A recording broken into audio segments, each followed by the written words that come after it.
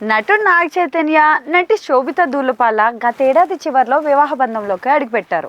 ఇక పెళ్లి తర్వాత కూడా వీళ్ళిద్దరూ సినిమాలు సీరియల్స్లు చేస్తూ ఫుల్ బిజీగా ఉంటున్నారు.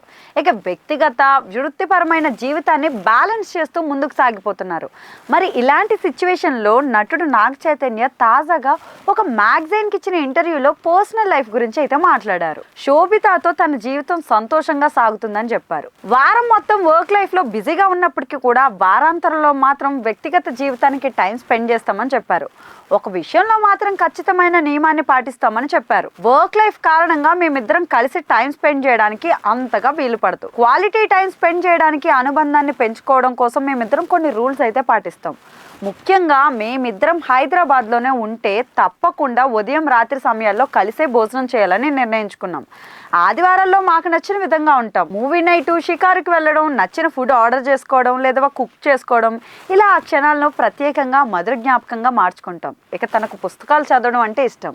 నాకైతే రేసింగ్స్ పై చాలా ఆసక్తి. ఇద్దరం కలిసి హాలిడే ప్లాన్స్ వేస్తాం. ఇక రీసెంట్ గా తనకు రేస్ ట్రాక్స్ పై డ్రైవింగ్ కూడా నేర్పించాను. తను కూడా చాలా హ్యాపీగా ఫీల్ అయింది, ఎంజాయ్ చేసిందని నాగ చైతన్య అయితే చెప్పుకొచ్చారు.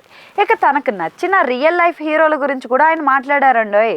రతన్ టాటాను తాను అభిమానిస్తానని చెప్పారు. నిజ జీవితంలో కొంతమంది వ్యక్తులను హీరోలుగా చూస్తుంటాం, కానీ నా కుటుంబం కాకుండా రతన్ టాటా అంటే నాకెంతో గౌరవం.